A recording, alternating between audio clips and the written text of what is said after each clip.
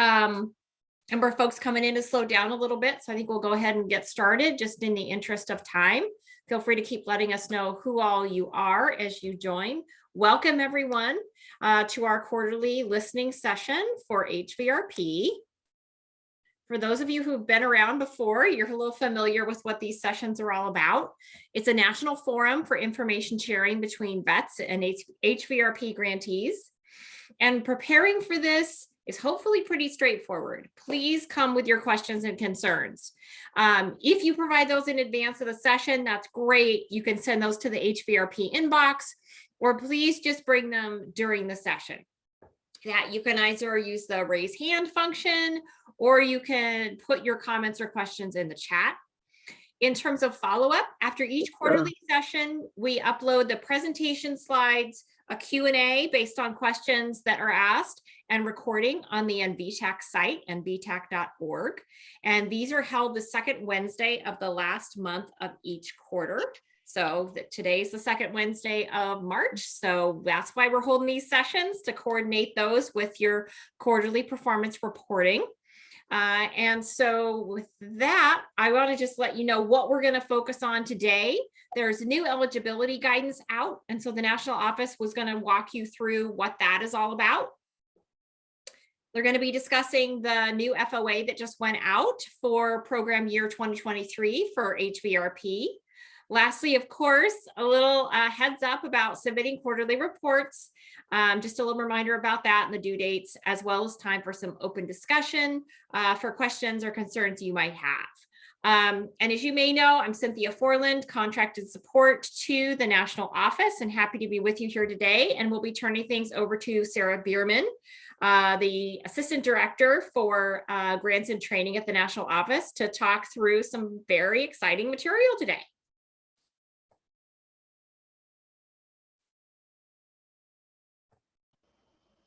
Great. Thank you, Cynthia. I appreciate it. As Cynthia said, my name is Sarah Bierman. I'm the Deputy Director for the Office of National Programs, Grants and Training.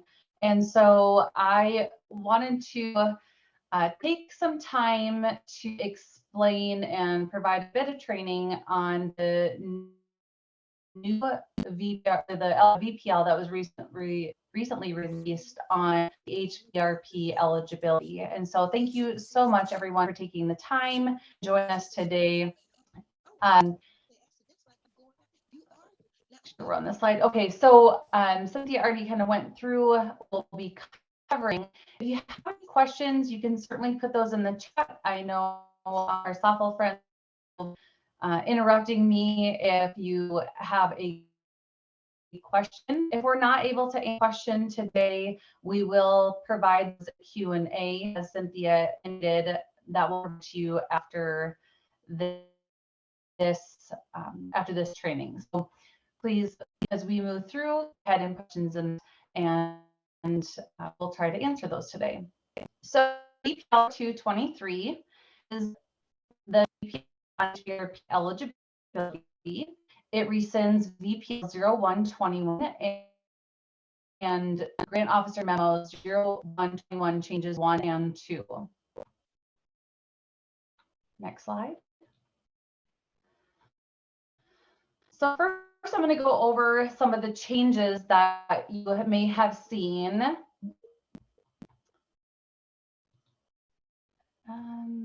Are we having connection problems? Yeah, it looks like your audio's cutting in and out. Yeah, I saw you dropped your video, so let's see if that helps. Okay, sorry about that, everyone. Hopefully it will get better. Does this sound any better, Leah? It does. Yeah. Okay, great. Thank you for letting us know that, and please let us know if that happens again.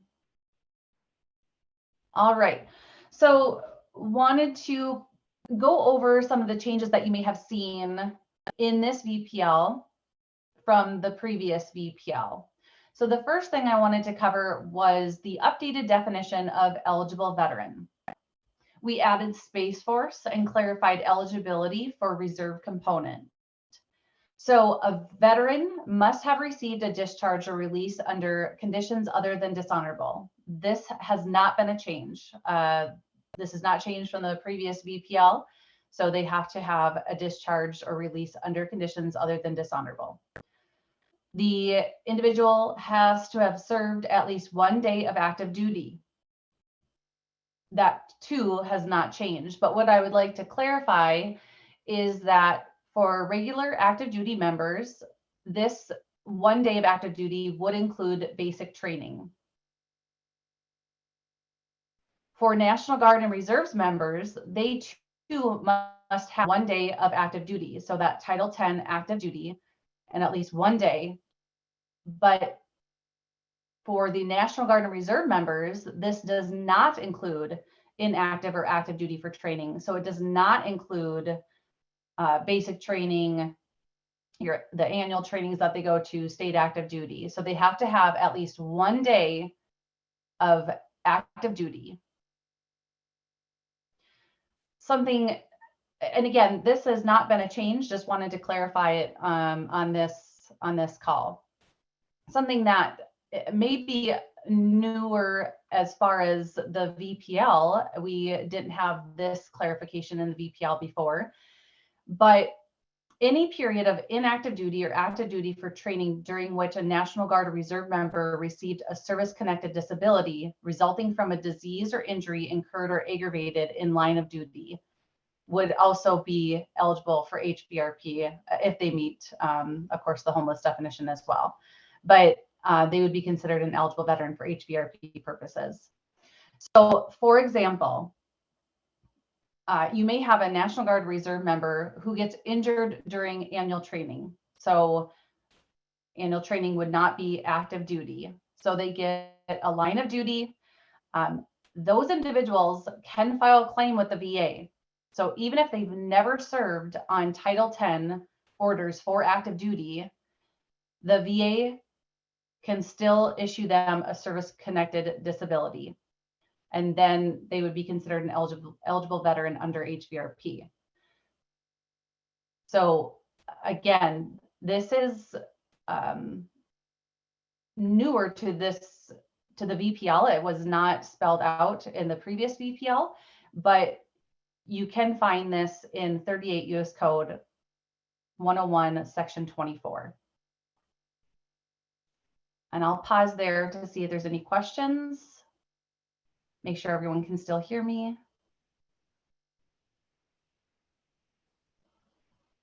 All right, hearing none. Next slide, please. So you may have noticed that we removed the limit on at-risk enrollments. So the previous VPL did speak to a 10% limitation for at-risk of homelessness enrollments. Currently, this VPL talks about the number of enrollments that come from the at-risk of homelessness category can vary depending on local circumstances. This will still be monitored in the TPR, but will not be flagged at the 10% or other percentages in future iterations of the TPR. So the GODR will still be monitoring and ensure the percentage reflects the needs of the recipients in that service delivery area. It's really important for grant recipients to communicate and discuss these local circumstances with your GODR to ensure enrollments reflect the needs of the grant recipient's service delivery area. Please keep in mind that even though we have this change and remove the limit, the HVRP still retains its primary focus on serving veterans experiencing homelessness. Next slide.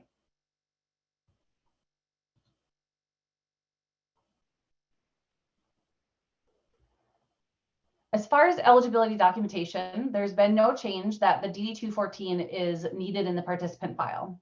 The previous VPL also spoke to this.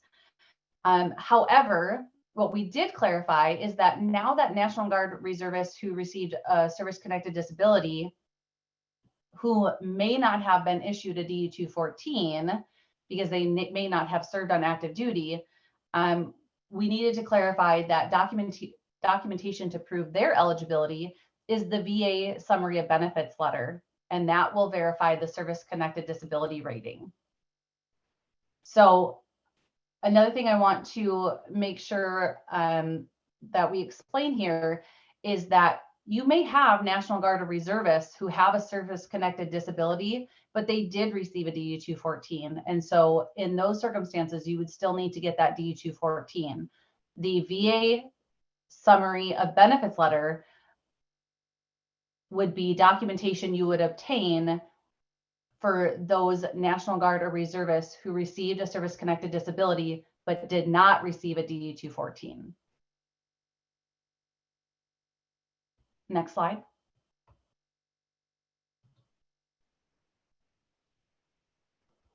I created this table to kind of give you a visual of the documentation that we just went through as far as, an active duty member. Again, they served 1 day on active duty and had the discharge or release under conditions other than dishonorable. And again, just to reiterate that these folks, their time in basic training would count towards eligibility. For National Guard or Reserve members, they too must have that 1 day of active duty and discharge or release under conditions other than dishonorable. But for the National Guard and Reserve members, that active and inactive duty for training does not count. So basic training or advanced individual training does not count towards that 1 day.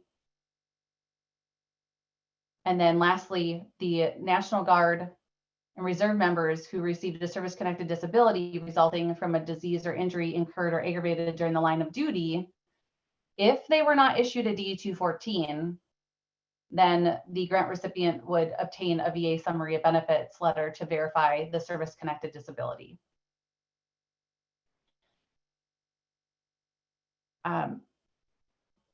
As you may know, VPL 0223 states that if a DD-214 or the VA summary of benefits letter, only appropriate for the individuals that we just talked about, if that's not readily available, veterans can request records from the VA or National Personnel Records Center, which there are instructions in attachment 2 of the VPL.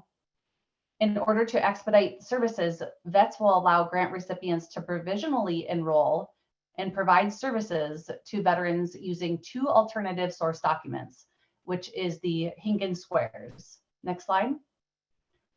The Hinkin Squares is not new. We had this information in the previous VPL.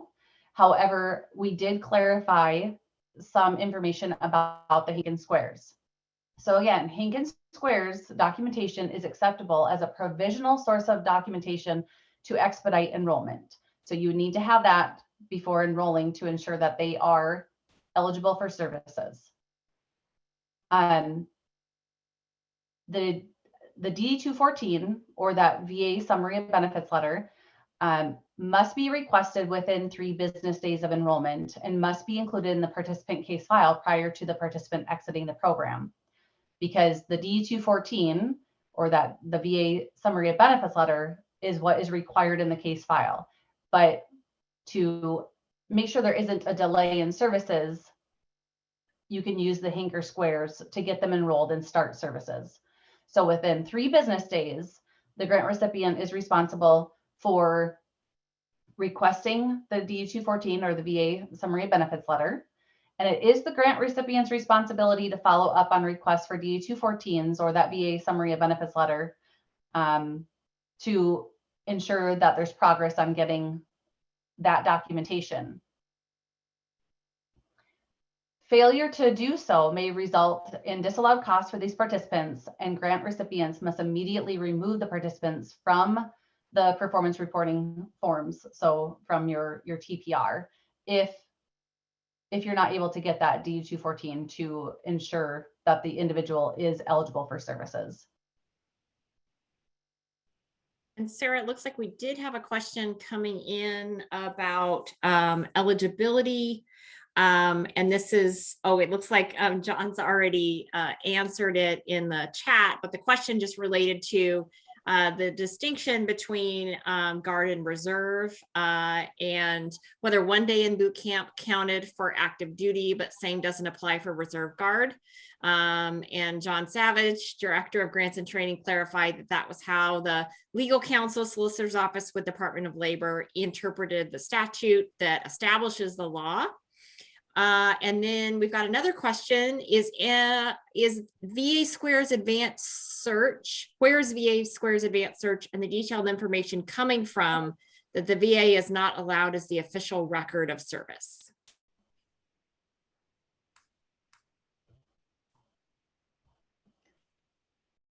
Okay, I'm trying to find that question, Cynthia. Where is, oh, So there we go. yep. The VA Square's advanced search and detailed information coming from they're not the official record of service. I'm not familiar with Squares, what you can all get with that specifically. I'm trying to remember, but it's, to make sure that we have the discharge information and we have all the information that we would need on that DU-214. And so that's the reason we had explained before why Hinkin Squares is not the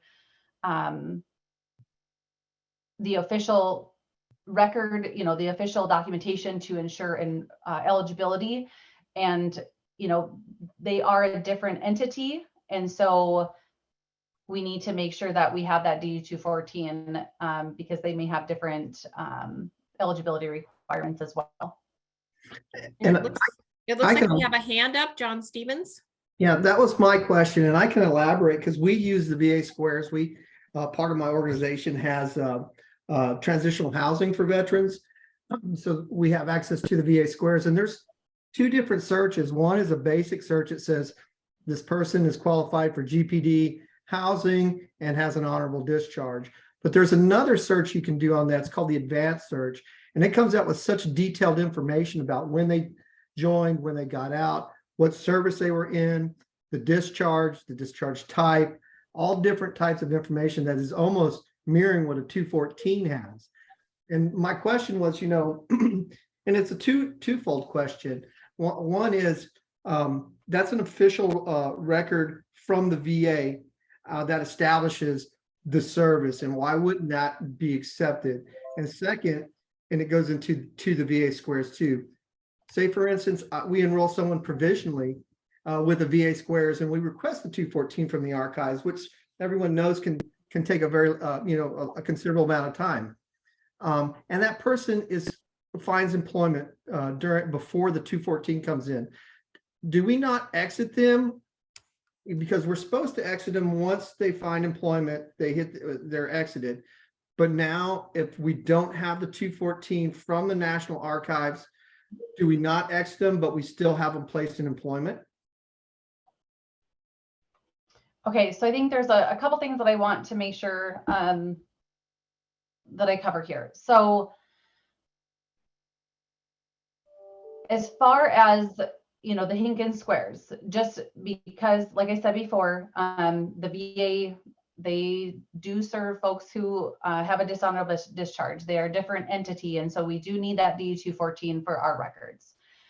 As far as the DU-214 in the case file,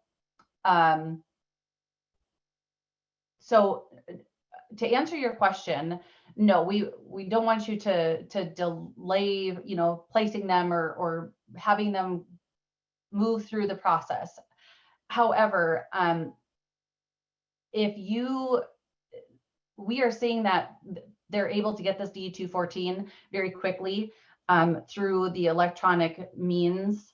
If you are seeing something different, we would like to hear from everyone on that, but through e-benefits, va.gov, those types of electronic means, we are seeing that they are able to get those DU-214s fairly quickly. I just did it the other night. I got it in about 8 hours.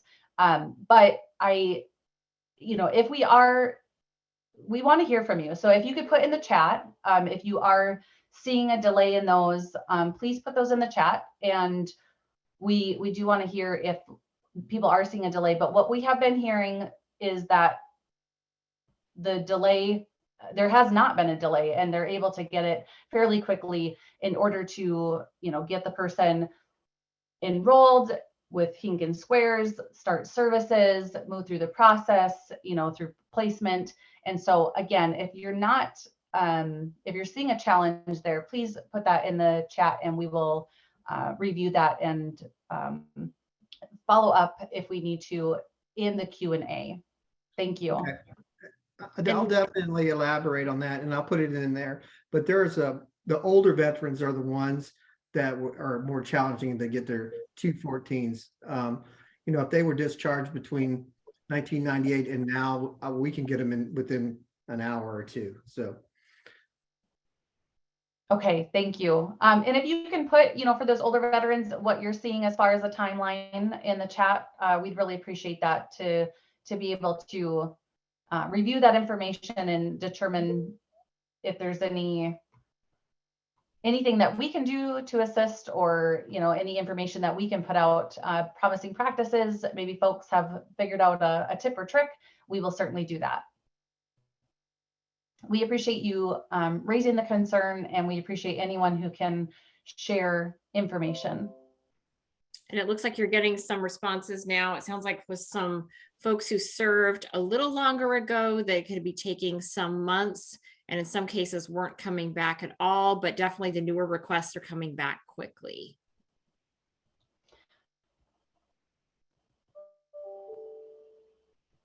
All right, thank you.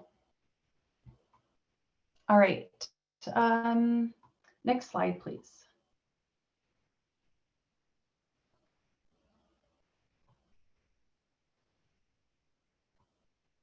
All right, in this VPL, we did clarify that grant recipients are required to document the participant's circumstances of homelessness through participants' self-attestation if no documentation exists or can be obtained. There needs to be documentation in the case file on how the individual is considered homeless and eligible for the program. So we recognize that if the veteran is truly homeless and is perhaps living on the street, there may be no documentation to provide beyond that self-attestation from the participant. If documentation can be obtained, then it should be obtained. So self-attestation is sufficient if no documentation exists. And so if there is documentation, then that should be in the case file. So, we talked about examples through the assessment, through the intake process, asking those questions to determine, okay, where could we find that documentation is really important. So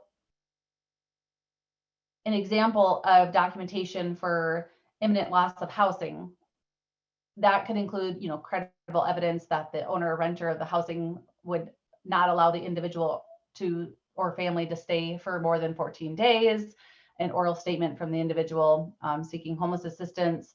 So again, through assessment, getting that documentation. For the at risk of homelessness category, self-attestation should be used in rare instances if no documentation exists or can be obtained. And I have an upcoming slide on the at risk of homelessness, and we will get into that piece in a little bit more detail. Next slide.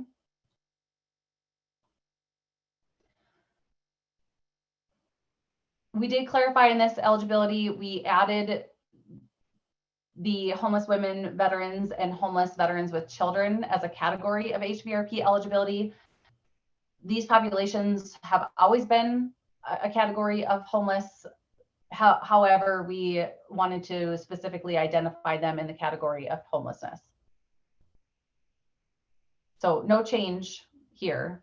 They've always been eligible. And we do capture these populations on the TPR, the Technical Performance Report. Next slide. Oh, you're already there. All right, so what has not changed? The categories of HVRP eligibility has not changed, other than what I just talked about with specifically listing out the homeless women veterans and homeless veterans with children. These categories have not changed from the previous VPL. The one thing I wanted to highlight on this slide is the concept of participation in HVRP. So they must first meet the definition of veteran. So they must meet that eligible definition of veteran that we previously talked about. They must meet the definition of homelessness or at risk of homelessness. And they must be in need or benefit from employment services. So that has not changed either. Next slide. I created this table just so you would have a visual of the different categories of HVRP eligibility. So the previous slide that just listed the categories of HVRP eligibility are in this table. But what I wanted to point out was just to clarify what you would count as homelessness and at risk of homelessness on the technical performance report. So again, just created this as a visual to clarify these different categories and how you would report those. So the at-risk categories are covered in the consolidated appropriations, and the other categories are listed in 38 U.S. Code 2021 or 2023. So the at-risk of homelessness categories are the two that you see there. Veterans who at program entry are at risk of homelessness within the next 60 days. And just as we've clarified in the past, veterans who are within the 14 days of homelessness are considered imminent risk and are defined as homelessness. So again, no change there. So really it's that 15 to 60 days is the at risk of homelessness. And then the other category that is at risk of homelessness are veterans recently released. And when we say recently released, we're talking about within the last 12 months from incarceration who are at risk of homelessness. And again, these are the two categories that you would list at risk of homelessness, and then they would also have to meet the at-risk criteria, which we will talk about on the next slide. I wanted to make sure there aren't any questions with this slide. Make sure we're all tracking. Any questions? All right, hearing none, we'll go to the next slide.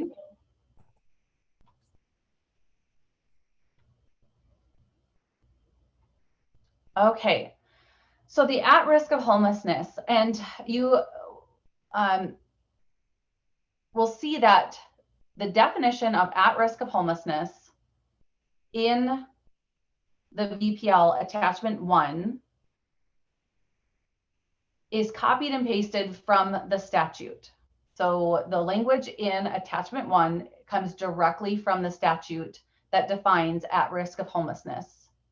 So you'll notice that this slide looks a little bit different from what is in attachment 1, but it's only to clarify how you would read the bullet points.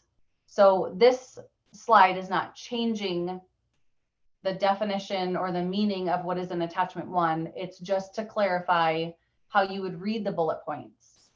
There's been a lot of questions that we've received on this so far. So again, going back to the table that I just showed you with the categories of HVRP eligibility, I talked about the two categories that would be considered at risk.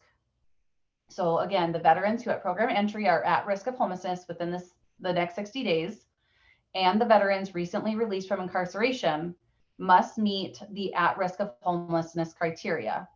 And I want to go over this criteria. So the first bullet point is has income below 30% of median income for the geographic area. VPL 0223 attachment 1 provides the link to the US Census Bureau to determine what the area median income is. And you can look by state or by the service delivery area, by county. So you can look at that geographic area and determine what the area median income is. And then you would just look at the individual and when we say income below 30%, it is the family income. So you'd look at the family income to see if it's below that 30% of the area median income. I want to, well, I'll continue with this and then I'll explain a little bit more. So that's the first bullet point. So they have to meet that. And they need to meet the criteria of having insufficient resources immediately available to attain housing stability. HUD defines this as the individual not having sufficient resources or support networks, such as family, friends, faith-based, or other social networks immediately available to prevent them from moving into emergency shelter or another place described in the homeless definition. And they must meet one of the following conditions. So you have to have bullet point 1, bullet point 2, and meet one of the following conditions. We received some questions on these following bullet points and with requests to define these a bit more. HUD has defined at risk of homelessness criteria. And so we are working with NVTAC right now, and we are developing a frequently asked question document with some resources that HUD has provided to better define all of this criteria. And we can provide this in the Q&A after this session as well, so that you have those resources to refer to help you better define this criteria. The other thing I wanted to talk about with the median income for the geographic area. Again, attachment 1 does provide the US Census Bureau as a resource to use to find out the area median income. HUD also has a really good resource as well. And so we will include that resource in the frequently asked question document and the Q&A that we send out as well. We want to try to give you as many resources as possible. HUD has already defined these, and we want to be consistent with other federal agencies. And so we'll use the definitions that HUD has already defined. So Sarah, we've got a couple questions that have come in around this topic, and one does relate to the area median income. And the question around that was how that relates to the standard that was in the previous BPL 0121. And just trying to confirm whether or not that's a lower amount or higher amount, because from what this person was asking, they're seeing that it looks to be a lower amount. We also have a question too relating to the AMI. Since it's family, does the AMI adjust per family size as it does with HUD, or are we to use the static AMI regardless of family size? These are all really good questions, and we, like you said, the HUD resource does adjust with the family size. And so I will take these questions back. As far as the first question that you talked about, Cynthia, we will definitely need to do some math to figure out the difference between that. And so we appreciate you pointing these things out, and we'll definitely do some research and include all of this in the Q&A so that we can wrap our heads around it as well. But these are great. We appreciate these questions, so keep them coming. And one other question I'll just add really quick is that regarding needing to meet all 3 categories, wondering if there's a SNAP participant, do they need to meet all of the criteria as well? And that may very well be another follow-up. Yes, absolutely. Okay. We will definitely follow up with you. We've got a hand up, Curry Cromer. Hey, good afternoon, everybody. Thank you for the guidance on the new VPL. I have a question on the current slide as it relates to the area median income. And so I just want to make sure I'm reading this correctly. So if an individual, let's say an individual is over 30% of AMI, but they meet bullet point 2 and also bullet point 3. So let's say they're living in a hotel or motel and lack resources to remain there. If they are over 30% AMI, then they are not going to be eligible. Am I understanding that correctly? That is correct. They would have to meet bullet point 1, bullet point 2, and one of the following conditions. And This is this mirrors what HUD uses as well. We will also provide their, the resources that they use. But again, I think I saw, it appears VPL is missing the and after the 30%. So I just want to clarify that what is in VPL 0223 attachment 1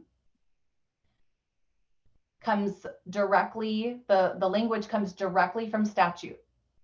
So the statute does not have the word and after the first bullet point, and it does not say meets one of the following conditions. But reading and looking at like how you would read bullet points with the semicolon, it is determined that there is an and after the first bullet point, after the second bullet point, and then they have to meet the following conditions. So it's just reading how the bullet points are in statute, and that's why we're clarifying it, because there's been a lot of questions that some people want to put in or after the first bullet point, but when you have a semicolon and then the next bullet point is an and, that first bullet point would be an and. So we just want to clarify here. So there's not a discrepancy between the VPL and what you're seeing here. This is just clarifying how you would read the bullet points. Gotcha. So that semicolon really indicates a continuation of the idea and the regulation. Correct. Yep. And then just one follow-up on that. So have a question on how this relates to individuals who are participating in either SSVF or HUD-VASH, since those programs in certain areas can serve veterans up to 80% AMI, according to some new policies that they're doing. So if the individual is in SSVF or HUD-VASH, they're still going to be covered in terms of eligibility. Is that correct? Good question. Cynthia, can you go back 2 slides?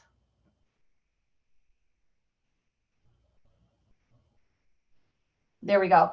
So VPL 0223 lists the categories of eligibility, and veterans participating in HUD-VASH, tribal HUD-VASH, or SSVF programs are eligible. So this category does not need to meet the at-risk of homelessness definition. The only 2 categories of HVRP eligibility that need to meet that at-risk of homeless definition that we just delved into would be category B and category F, because those are the at-risk of homelessness categories. So again, A, B, D, E, and G do not need to meet the at-risk of homelessness criteria. Great. Thank you for that clarification. You are welcome. Thank you for the questions. All right.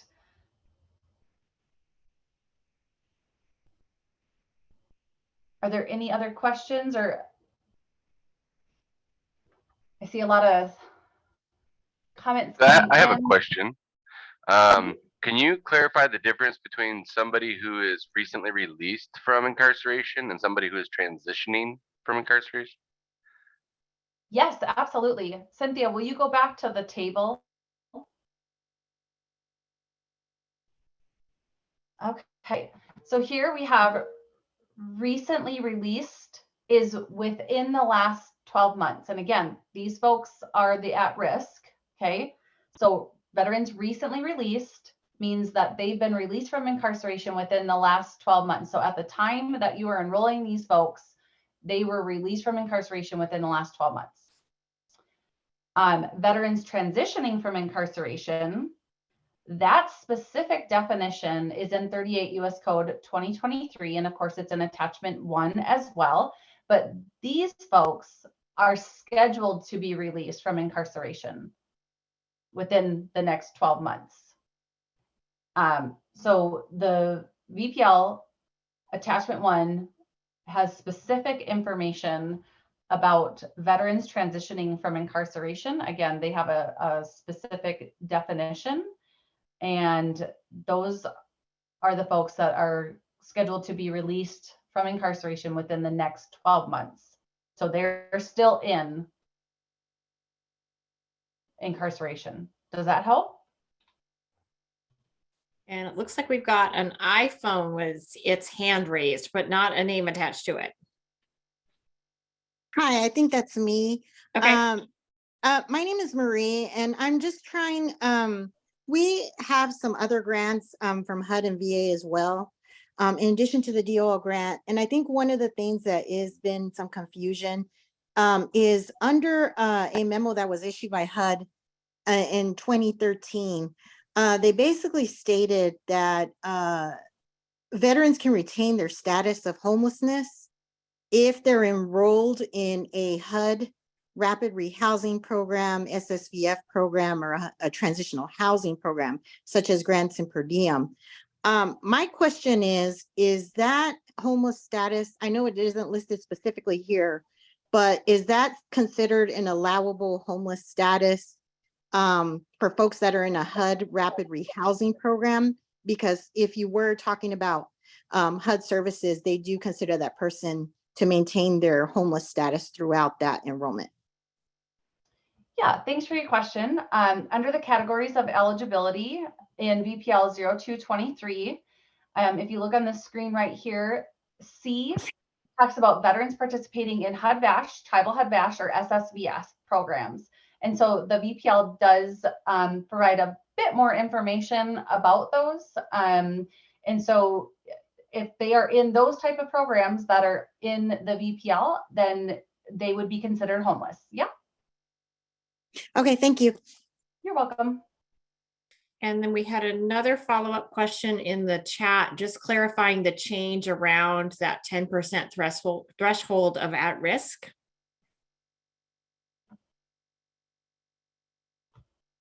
What is the actual question, Cynthia? I'm sorry, I'm not seeing it. Sure. Yeah. The question was just saying they wanted to go back to only being able to have 10% at risk of homelessness, wanted to go back to that discussion. Okay.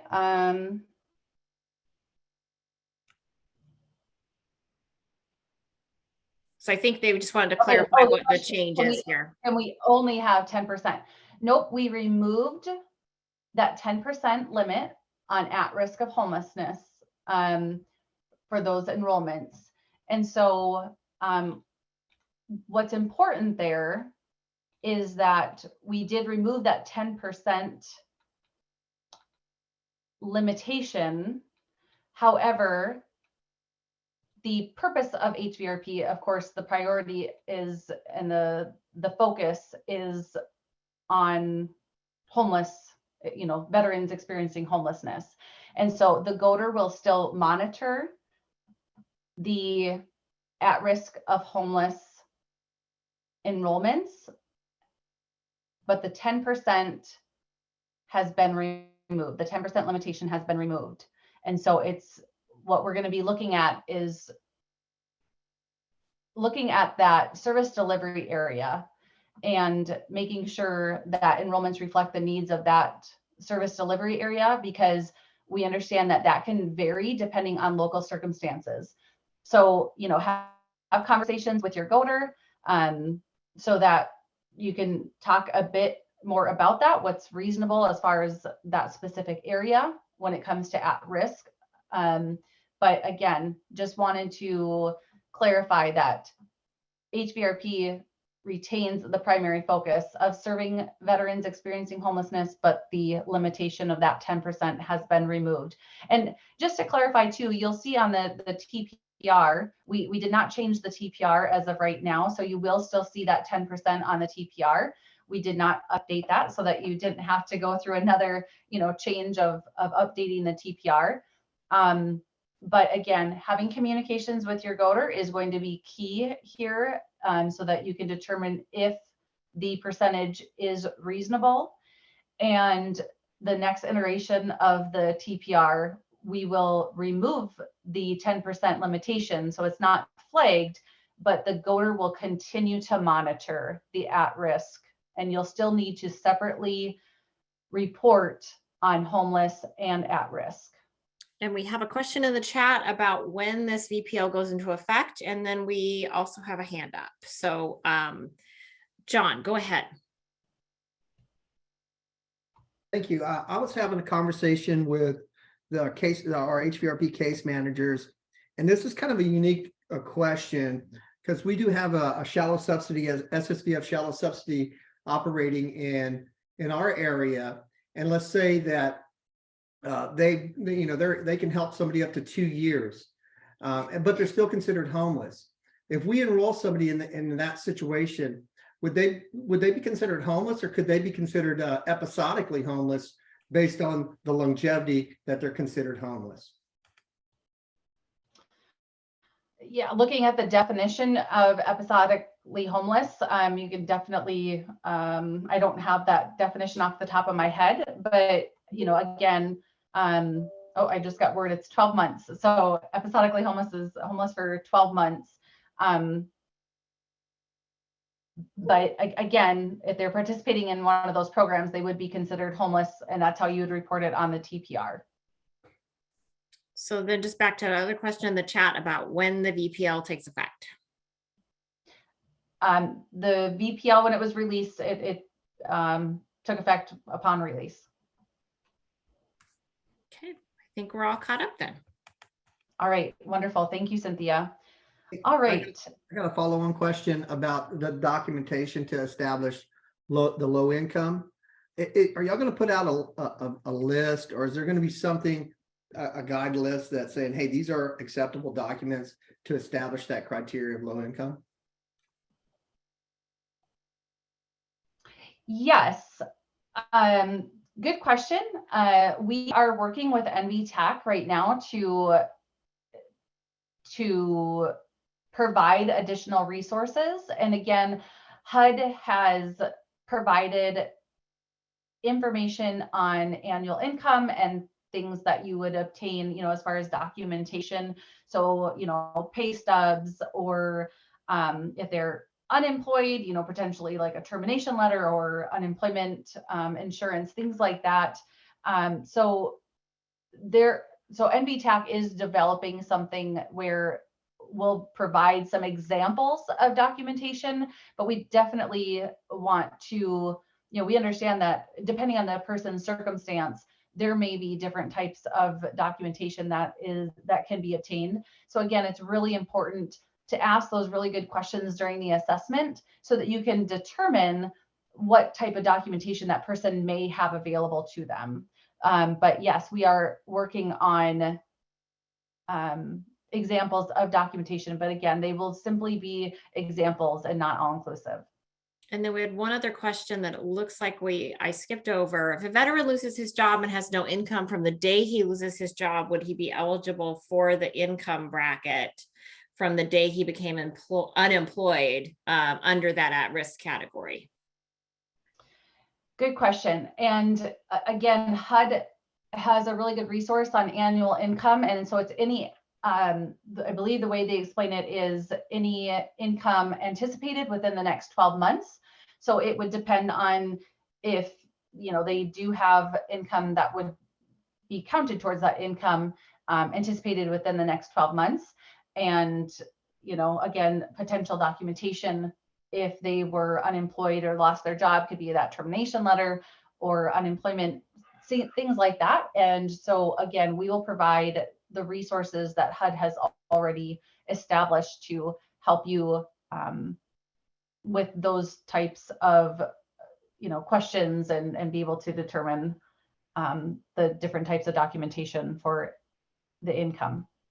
Thank you. And we've got a couple more questions coming in, but I know in the interest of time, there is a little more information we want to cover. So I'll just reiterate that there will be a Q&A posted. And as Sarah said, NVTAC's working on some additional resources to assist with this VPL. So, but I do want to make sure we can get to some of this other critical material before we hit our 1 hour mark.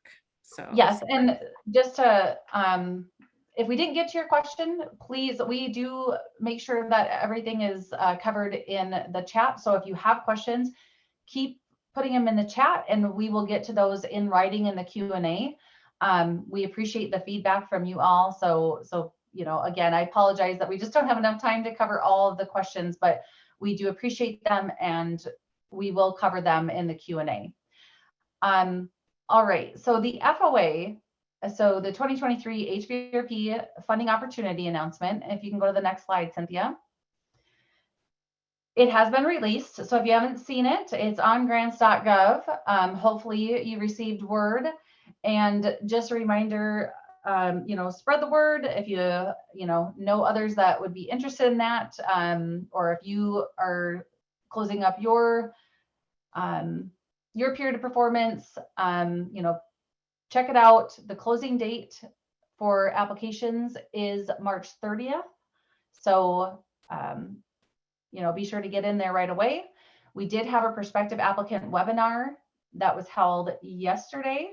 And so a recording of that webinar actually, I believe, was already sent out. If you've not received that, please contact your GOTR and they can get you the link to view the recording from that webinar.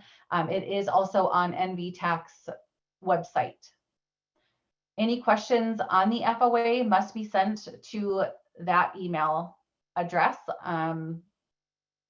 That's all I had to cover on the FOA. So we'll get into just really quick as far as the quarterly reports. Just a reminder on the naming convention. We cover that about every listening session. So, but we want to make sure you all have it available. Next slide. And then the submission due dates. Again, the quarter ends March 31st. So the grant recipient would need to submit quarterly reports by April 30th to the GOTR. Next slide. And then the one more thing, Cynthia, if you don't mind, before I hand it back over to you, we did just want to thank you all very much for those who were part of the incremental funding process. Thank you all very much for the hard work and you know, the time that you put into your incremental funding amendments. We really appreciate that. If there were things that needed to be corrected and you're still working with your GOTR, please continue to work with your GOTR and provide that information or those corrections as soon as possible. But we really do appreciate all the work that you have put into those incremental funding amendments. And that's all the update I had. And I'll turn it back over to Cynthia. Thank you all so much for joining, and thank you all so much for your questions. And we did actually have a question that just popped up about the quarterly performance reporting and that due date. If the TPR and TPN are in on time and the GOTR requests a correction after the due date, are they still on time?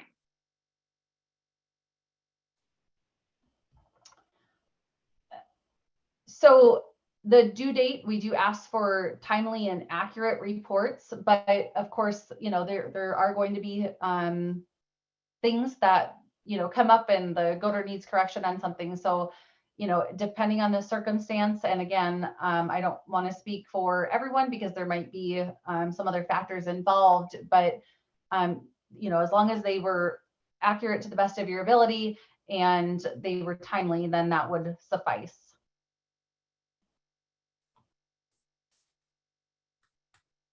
Okay, we getting a couple questions about slides being shared. Yes, as we mentioned at the top, all materials from these quarterly listening sessions are provided on the NVTAC website. So there'll be the recording, the audio recording. There will be the slide deck as well as the Q&A once that is completed. And so as Sarah had mentioned, that Q&A will walk through questions that were both answered during the session as well as those that were not able to be answered during the session. So please do keep an eye out for that. I do want to mention too, if you're wondering, hey, someone forwarded this to me and I don't know how to get on this mailing list, you can get on the mailing list for HVRP quarterly listening sessions.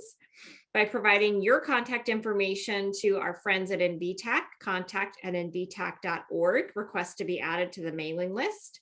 The next quarterly listening session will be scheduled for June 14th, the second Wednesday in June. And with that, just want to give a big thank you to all of you who are on here. Thank you for sharing your questions. As Sarah has said, appreciate very much the questions you've provided, and that will really inform the resources that NVTAC is going to be working on, as well as other resources that may be provided. So very much appreciate that. And as always, your first line of defense is going to be working directly with your GOTR. Sarah mentioned that in a couple instances around the at-risk threshold and other elements of eligibility. So please, please be sure to use your GOTR as a resource throughout the quarter, as well as when you're getting ready to send off your quarterly performance reporting.